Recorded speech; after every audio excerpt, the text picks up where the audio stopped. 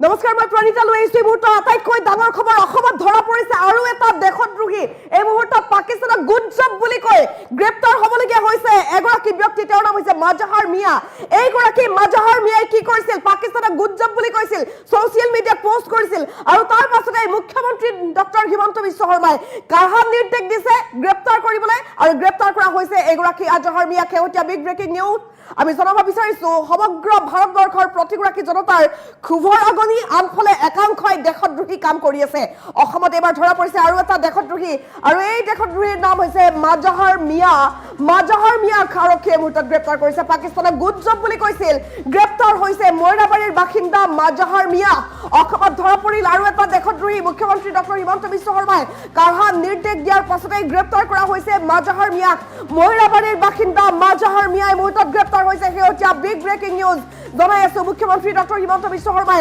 কঠোৰ নিৰ্দেশ দিছে অসমৰ জনতাৰ বাবে সকলোকে সাৱধানে থাকিবলৈ কোৱা হৈছে ভুলতো পাকিস্তানক সমৰ্থন জনাই একো পোষ্ট নিদিব বুলি আহ্বান জনাইছিল মুখ্যমন্ত্ৰী ডক্টৰ হিমন্ত বিশ্ব শৰ্মাই ধৰা পৰিলে লগে লগে একশ্যন হ'ব বুলি উল্লেখ কৰিছিল মুখ্যমন্ত্ৰীগৰাকীয়ে তাৰ পাছতো একাংশৰ কিন্তু ভয় শংকা নাই মুখ্যমন্ত্ৰীৰ নিৰ্দেশৰ পাছতো একাংশই এনেধৰণে লিখি আছে পাকিস্তানৰ বাবে মুখ্যমন্ত্ৰীৰ নিৰ্দেশৰ পাছতে এতিয়া বৃহৎ অভিযান আৰক্ষীয়ে চলাই আছে সাৱধান বাণী দিয়া হৈছে কোনেও যাতে পাকিস্তানক সমৰ্থন কৰি একো নিলিখে পাকিস্তানক সমৰ্থন কৰি যিয়ে দুআষাৰ সোশ্যাল মিডিয়াত লিখিছে তেওঁকে গ্ৰেপ্তাৰ কৰা হৈছে এগৰাকী মাজাহাৰ মিয়া তেওঁৰ ঘৰ মইৰাবাৰীত বুলি জানিব পৰা গৈছে মাজাহাৰ মিয়া বৰ্তমান আৰক্ষীৰ জিম্মাত আছে মাজাহাৰ মিয়াক গ্ৰেপ্তাৰ কৰিবলৈ সক্ষম হৈছে আৰক্ষীয়ে এইগৰাকী মাজাহাৰ মিয়া দেশদ্ৰোহী এইগৰাকী মাজাহাৰ মিয়া অসমত আমাৰ ঘৰৰ কাষতেই থাকে এনেকুৱা কাম কৰি আছে আপোনাৰ আশে-পাশে আপোনাৰ বন্ধুবৰ্গৰ মাজত আপোনাৰ ওচৰ চুবুৰীয়াৰ মাজতো এনেকুৱা দেশদ্ৰোহী থাকিব পাৰে পাকিস্তানক মনে প্ৰাণে ভাল পোৱা বহু মিয়া আছে পাকিস্তানক মনে মনে ভাল পোৱা বহু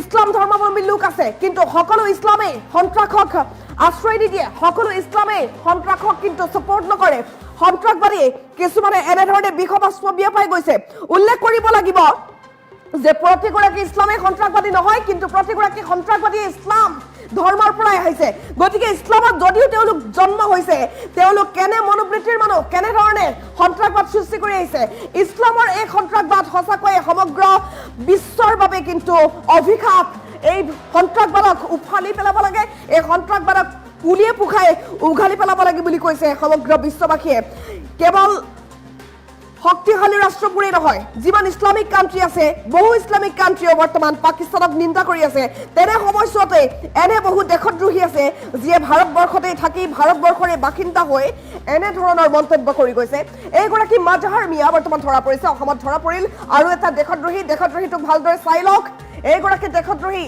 পাকিস্তানক গুড জব বুলি কৈছিলে গ্ৰেপ্তাৰ হৈছে মাজাহাৰ মিয়া লগে লগে আৰক্ষীয়ে গ্ৰেপ্তাৰ কৰিছে মাজাহাৰ মিয়া নামৰ এগৰাকী ব্যক্তিক মুখ্যমন্ত্ৰীৰ নিৰ্দেশত গ্ৰেপ্তাৰ হৈছে মইৰাবাৰীৰ মাজাহাৰ মিয়া মুখ্যমন্ত্ৰী ডক্টৰ হিমন্ত বিশ্ব শৰ্মাই কঠোৰ নিৰ্দেশ দিছে অসমৰ জনতাৰ বাবে সকলোকে সাৱধান বাণী দিয়া হৈছে ভুলতো পাকিস্তানক সমৰ্থন জনাই পোষ্ট নিদিব আহ্বান জনাইছিল মুখ্যমন্ত্ৰী ডক্টৰ হিমন্ত বিশ্ব শৰ্মাই লগতে কৈছিল ধৰা পৰিলেই লগে লগে একশ্যন হ'ব আৰু এয়া একশ্যন আৰম্ভ ইটোৰ পাছত ইটো দেশদ্ৰোহী ধৰা পৰিছে মুখ্যমন্ত্ৰীৰ নিৰ্দেশৰ পিছতে চলি আছে আৰক্ষীৰ বৃহৎ অভিযান সাৱধান কৰি দিয়া হৈছে কোনেও যাতে পাকিস্তানক সমৰ্থন কৰি একো নিলিখে সোশ্যাল মিডিয়াত অসমত ধৰা পৰিল আৰু এটা দেশদ্ৰোহী এইগৰাকী দেশদ্ৰোহীয়ে সোশ্যাল মিডিয়াত পোষ্ট কৰিছিল এইবিলাকক ভাৰতৰ পৰা উলিয়াই দিব লাগে বুলি বিভিন্নজনে বৰ্তমান মন্তব্য কৰি আছে আমাৰ এই বাতৰিটোত বিভিন্নজনৰ খুব দেখা পোৱা গৈছে মাজাহাৰ মিয়াৰ দৰে এনেকুৱা দেশদ্ৰোহীক ভাৰতৰ পৰা বাহিৰ কৰি দিব লাগে বুলি বহুতে লিখি আছে বহুতে কৈ দিছে যে এনেকুৱা মানুহ ঘৰৰ কাষতো থাকিব পাৰে সঁচাকৈ এনেকুৱা মানুহক দেশৰ পৰা উলিয়াই দিব লাগে ভুলতো পাকিস্তানক সমৰ্থন জনাই পোষ্ট নিদিব বুলি মুখ্যমন্ত্ৰী ডক্টৰ হিমন্ত বিশ্ব শৰ্মাই কাঢ়া নিৰ্দেশ দিছিল ধৰা পৰিলে লগে লগে একশ্যন হ'ব বুলি কৈছিল তাৰ পাছতো একাংশই এনেধৰণে চলাই গৈছে পাকিস্তানৰ সপক্ষে তেওঁলোকৰ অভিযান সাৱধান কৰি দিয়া হৈছে কোনেও যাতে পাকিস্তানক সমৰ্থন কৰি নিলিখে অসমত ধৰা পৰিছে আৰু এটা দেশদ্ৰোহী চাই লওক এই দেশদ্ৰোহীটোক পাকিস্তানক গুড জব বুলি কৈছে মাজাহাৰ মিয়া নামৰ এইগৰাকী মিয়াই লগে লগে গ্ৰেপ্তাৰ কৰা হৈছে মাজাহাৰ মিয়া নামৰ এগৰাকী ব্যক্তিক বৰ্তমান সময়ত যেটো কাণ্ডৰ বাবে সমগ্ৰ দেশবাসীয়ে কান্দি আছে পেহেলগাম কাণ্ডক লৈ আমাৰ দেশৰ মানুহেই নহয় সমগ্ৰ বিশ্বৰ বহুকেইখন দেশে মাত মাতিছে বহুকেইখন দেশে সমবেদনা জ্ঞাপন কৰিছে কিন্তু নিজৰ দেশৰ ভাতৃভগ্নী মৰি গৈছে এইগৰাকী মিয়াৰ গাত লগা নাই নিজৰ দেশৰ ভাতৃভগ্নী মৰি গৈছে আনকি ইছলাম মূলৰো দুগৰাকী ব্যক্তিয়ে প্ৰাণ হেৰুৱাইছে আদিল হুছেইন নামৰ এগৰাকী সৎ নিষ্ঠাবান ব্যক্তিৰ প্ৰাণ গৈছে পেহেলগাম কাণ্ডত, কিন্তু তাৰ পাছতো গা লৰা নাই। আৰু এইগৰাকী লোকে কেনেধৰণে পাকিস্তানক সমৰ্থন কৰিলে, গুড জব বুলি কৈছে পাকিস্তানক। পাকিস্তানে যিটো আক্ৰমণ কৰিছে তাৰ মানে সেই আক্ৰমণটো ভাল। এইগৰাকী ব্যক্তিৰ দৃষ্টিত তাৰ মানে পাকিস্তানৰ কাম ভাল। পাকিস্তানক গুড জব বুলি কৈছে। গুড জব বুলি পাকিস্তানক যদি কৈছে, পাকিস্তানলৈ যাব লাগে, ইয়াত কিয় থাকিব লাগে? সকলোৱে সেই কথাই কৈছে। ই দেখোন পাকিস্তানৰ কথা কৈছে, ই পাকিস্তানলৈ নাযায় কিয়? ইয়াক ভালদৰে হেৰিকণি দিব লাগে, এনেধৰণে সকলোৱে এতিয়া কমেণ্ট কৰি আছে। কিয় নকৰিব? কাৰণ সকলোৰে ক্ষোভৰ জুই জ্বলিছে। পাকিস্তানে যেনেধৰণে দুঃসাহস কৰিছে, পাকিস্তানে যেনেধৰণে বৰ্তমান সময়ত ভাৰতবৰ্ষক টাৰ্গেট কৰিছে, ভাৰতক জোকাই লৈছে, ইয়াৰ বিৰুদ্ধে সমগ্ৰ দেশবাসীয়ে প্ৰতিশোধ বিচাৰিছে। কিন্তু ই ভাৰতৰ বাসিন্দা নহয় নেকি? সকলোৱে প্ৰশ্ন কৰিছে। এতিয়া কোনেও যাতে পাকিস্তানক সমৰ্থন কৰি একো নিলিখে তাৰ বাবে সাৱধানবাণী দিয়া হৈছিল অসম চৰকাৰৰ তৰফৰ পৰা। অসমত ধৰা পৰিল আৰু এটা দেশদ্ৰোহী। এইটো দেশদ্ৰোহী বৰ্তমান ধৰা পৰিছে, যিটো দেশদ্ৰোহীয়ে গুড জব বুলি কৈছে পাকিস্তানক। পাকিস্তানক গুড জব বুলি কৈ বৰ্তমান গ্ৰেপ্তাৰ হ'বলগীয়া হৈছে মৈৰাবাৰীৰ মাজাহাৰ মিয়া। মুখ্যমন্ত্ৰী ডক্টৰ হিমন্ত বিশ্ব শৰ্মাই কাঢ়া নিৰ্দেশ দিছিল যে কোনেও যাতে সমৰ্থন নিদিয়ে পাকিস্তানক সমৰ্থন দি কোনেও যাতে ছ'চিয়েল মিডিয়াত একো নিলিখে। মুখ্যমন্ত্ৰী ডক্টৰ হিমন্ত বিশ্ব শৰ্মাই শেহতীয়াকৈ কি মন্তব্য কৰিছিল এই মুহূৰ্তত আমি শুনাই ল'ব বিচাৰিছো।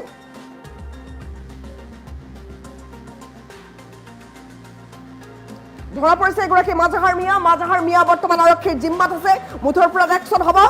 যিমানে দেশদ্ৰোহী থাকে সকলো দেশদ্ৰোহী ধৰা পৰক, সন্মুখত আহক আৰু একশ্যন লোৱা হ'ব। মুখ্যমন্ত্ৰী ডক্টৰ হিমন্ত বিশ্ব শৰ্মাই কঠোৰ নিৰ্দেশ দিয়াৰ পাছতো পাকিস্তানক গুড জব বুলি কৈ ধৰা পৰিছে এগৰাকী ব্যক্তি মাজাহাৰ মিয়াক গ্ৰেপ্তাৰ কৰা হৈছে। মৈৰাবাৰীৰ বাসিন্দা এগৰাকী মাজাহাৰ মিয়া গ্ৰেপ্তাৰ হৈছে। এনেকুৱা মাজাহাৰ আৰু আছে অসমত বুলিয়ে নহয়, সমগ্ৰ ভাৰতবৰ্ষৰ প্ৰতিটো প্ৰান্তত আছে এনেকুৱা দেশদ্ৰোহী। সকলো দেশদ্ৰোহীক উলিয়াব লাগে। পাকিস্তানী সন্ত্ৰাসবাদীতকৈও বেছি সন্ত্ৰাসী এনেকুৱা মানুহবোৰ, পাকিস্তানী সন্ত্ৰাসবাদীতকৈও বেছি বেয়া, বেছি পাপী এনেকুৱা মানুহবোৰ। সেই কথা কৈছে দেশবাসীয়ে। ধৰা পৰিলে লগে লগে একশ্যন হ'ব বুলি মুখ্যমন্ত্ৰীগৰাকীয়ে উল্লেখ কৰিছিল। তাৰ পাছতো ভয় শংকা নোহোৱাকৈ মাজাহাৰ মিয়াই গুড জব বুলি কৈছিল পাকিস্তানক, আৰু এতিয়া গ্ৰেপ্তাৰ হৈছে। মাজাহাৰ মিয়াক বৰ্তমান আৰক্ষীয়ে নিজৰ জিম্মাত লৈছে। মুখ্যমন্ত্ৰী ডক্টৰ হিমন্ত বিশ্ব শৰ্মাই কাঢ়া নিৰ্দেশ দিছিল অসমবাসীৰ বাবে। তেওঁ কি কৈছিল শুনক। শক্তি ভাৰত, মই এষাৰ কথা সকলোকে বিশেষকৈ যি বিভেদকামী শক্তি, ভাৰত বিৰোধী শক্তি আমাৰ দেশত সক্ৰিয় হৈ আছে, তেখেতসকলক মই সতৰ্ক কৰি দিব খোজো যে প্ৰত্যক্ষ বা পৰোক্ষভাৱে পাকিস্তানক সমৰ্থন কৰিবলৈ লোৱা যিকোনো প্ৰচেষ্টা অসমৰ মাটিৰ পৰা আমি হ'ব নিদিওঁ। আৰু এনেকুৱা ধৰণৰ প্ৰচেষ্টা সংঘটিত হ'লেই ছ'চিয়েল মিডিয়াৰ পোষ্ট হওক, ফেচবুকৰ পোষ্ট হওক বা আন ধৰণে প্ৰত্যক্ষ বা পৰোক্ষভাৱে পাকিস্তানক সমৰ্থন কৰিবলৈ চেষ্টা কৰিলে অসম পুলিচক পোনছাতেই ব্যৱস্থা ল'বলৈ মই নিৰ্দেশ দিছোঁ আৰু অসম পুলিচে এই ক্ষেত্ৰত সক্ৰিয়তাৰে ব্যৱস্থা গ্ৰহণ কৰিব। এই সংক্ৰান্তত আমি দেখা পাইছিলোঁ যে কিছুমান ব্যক্তিয়ে সমগ্ৰ দেশতে যিকোনো প্ৰকাৰে পাকিস্তানৰ পৰা দৃষ্টি আঁতৰাই আনি তেওঁলোকে পাকিস্তানক প্ৰত্যক্ষ বা পৰোক্ষভাৱে সমৰ্থন কৰাৰ প্ৰৱণতা এটাও আমি দেখা পাইছোঁ। অসমতো আমাৰ বিধায়ক আমিনুল ইছলামে আগবঢ়োৱা বক্তব্যই অসমৰ ৰাইজক ক্ষোভিত কৰিছে। পাকিস্তানক এক প্ৰকাৰ সমৰ্থন কৰা যিটো প্ৰচেষ্টা, সেই প্ৰচেষ্টাত আমি সকলো সাংঘাতিকভাৱে আঘাত পাইছোঁ।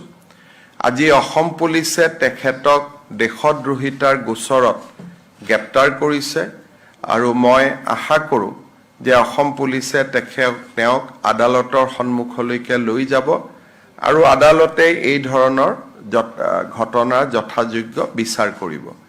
মই এষাৰ কথা সকলোকে বিশেষকৈ যি বিভেদকামী শক্তি, ভাৰত বিৰোধী শক্তি আমাৰ দেশত সক্ৰিয় হৈ আছে, তেখেতসকলক মই সতৰ্ক কৰি দিব খোজো যে প্ৰত্যক্ষ বা পৰোক্ষভাৱে পাকিস্তানক সমৰ্থন কৰিবলৈ লোৱা যিকোনো প্ৰচেষ্টা অসমৰ মাটিৰ পৰা আমি হ'ব নিদিওঁ আৰু এনেকুৱা ধৰণৰ প্ৰচেষ্টা সংঘটিত হ'লেই ছ'চিয়েল মিডিয়াৰ পোষ্ট হওক, ফেচবুকৰ পোষ্ট হওক বা আন ধৰণে প্ৰত্যক্ষ বা পৰোক্ষভাৱে পাকিস্তানক সমৰ্থন কৰিবলৈ চেষ্টা কৰিলে অসম পুলিচক পোনছাতে ব্যৱস্থা ল'বলৈ মই নিৰ্দেশ দিছোঁ আৰু অসম পুলিচে এই ক্ষেত্ৰত সক্ৰিয়তাৰে ব্যৱস্থা গ্ৰহণ কৰিব।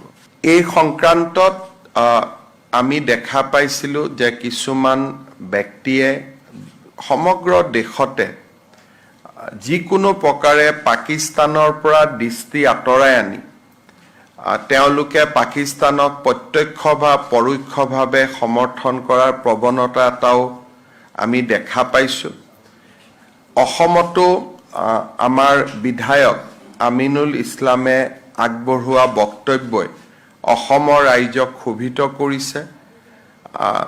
পাকিস্তানক এক প্ৰকাৰ সমৰ্থন কৰা যিটো প্ৰচেষ্টা, সেই প্ৰচেষ্টাত আমি সকলো সাংঘাতিকভাৱে আঘাত পাইছোঁ। আজি অসম পুলিচে তেখেতক দেশদ্ৰোহিতাৰ গোচৰত গ্ৰেপ্তাৰ কৰিছে আৰু মই আশা কৰোঁ যে অসম পুলিচে তেওঁক আদালতৰ সন্মুখলৈকে লৈ যাব আৰু আদালতে এই ধৰণৰ ঘটনাৰ যথাযোগ্য বিচাৰ কৰিব।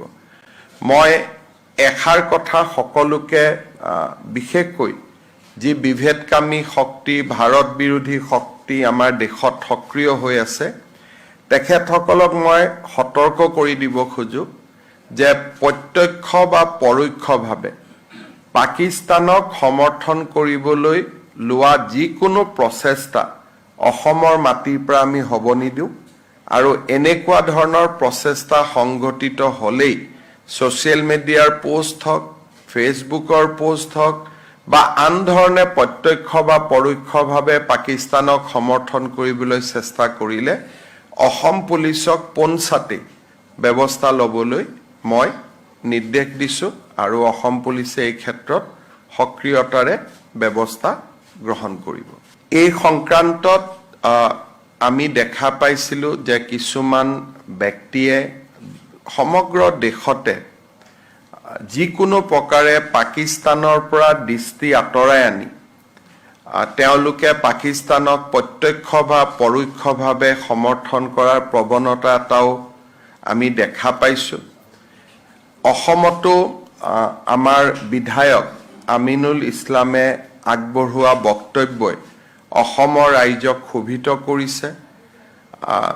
পাকিস্তানক এক প্ৰকাৰ সমৰ্থন কৰা যিটো প্ৰচেষ্টা, সেই প্ৰচেষ্টাত আমি সকলো সাংঘাতিকভাৱে আঘাত পাইছোঁ।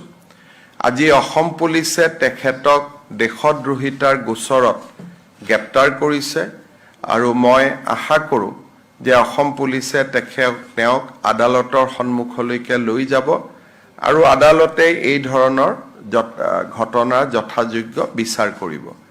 মই এষাৰ কথা সকলোকে বিশেষকৈ যি বিভেদকামী শক্তি, ভাৰত বিৰোধী শক্তি আমাৰ দেশত সক্ৰিয় হৈ আছে, তেখেতসকলক মই সতৰ্ক কৰি দিব খোজোঁ যে প্ৰত্যক্ষ বা পৰোক্ষভাৱে পাকিস্তানক সমৰ্থন কৰিবলৈ লোৱা যিকোনো প্ৰচেষ্টা অসমৰ মাটিৰ পৰা আমি হ'ব নিদিওঁ আৰু এনেকুৱা ধৰণৰ প্ৰচেষ্টা সংঘটিত হ'লেই ছ'চিয়েল মিডিয়াৰ পোষ্ট হওক, ফেচবুকৰ পোষ্ট হওক বা আন ধৰণে প্ৰত্যক্ষ বা পৰোক্ষভাৱে পাকিস্তানক সমৰ্থন কৰিবলৈ চেষ্টা কৰিলে অসম পুলিচক পোনছাতে ব্যৱস্থা ল'বলৈ মই নিৰ্দেশ দিছোঁ আৰু অসম পুলিচে এই ক্ষেত্ৰত সক্ৰিয়তাৰে ব্যৱস্থা গ্ৰহণ কৰিব। এই সংক্ৰান্তত আমি দেখা পাইছিলোঁ যে কিছুমান ব্যক্তিয়ে সমগ্ৰ দেশতে যিকোনো প্ৰকাৰে পাকিস্তানৰ পৰা দৃষ্টি আঁতৰাই আনি তেওঁলোকে পাকিস্তানক প্ৰত্যক্ষ বা পৰোক্ষভাৱে সমৰ্থন কৰাৰ প্ৰৱণতা এটাও আমি দেখা পাইছোঁ। অসমতো আমাৰ বিধায়ক আমিনুল ইছলামে আগবঢ়োৱা বক্তব্যই অসমৰ ৰাইজক ক্ষোভিত কৰিছে। পাকিস্তানক এক প্ৰকাৰ সমৰ্থন কৰা যিটো প্ৰচেষ্টা, সেই প্ৰচেষ্টাত আমি সকলো সাংঘাতিকভাৱে আঘাত পাইছোঁ। আজি অসম পুলিচে তেখেতক দেশদ্ৰোহিতাৰ গোচৰত গ্ৰেপ্তাৰ কৰিছে আৰু মই আশা কৰোঁ যে অসম পুলিচে তেওঁক আদালতৰ সন্মুখলৈকে লৈ যাব আৰু আদালতে এই ধৰণৰ ঘটনাৰ যথাযোগ্য বিচাৰ কৰিব। মই এষাৰ কথা সকলোকে বিশেষকৈ যি বিভেদকামী শক্তি ভাৰত বিৰোধী শক্তি আমাৰ দেশত সক্ৰিয় হৈ আছে তেখেতসকলক মই সতৰ্ক কৰি দিব খোজো যে প্ৰত্যক্ষ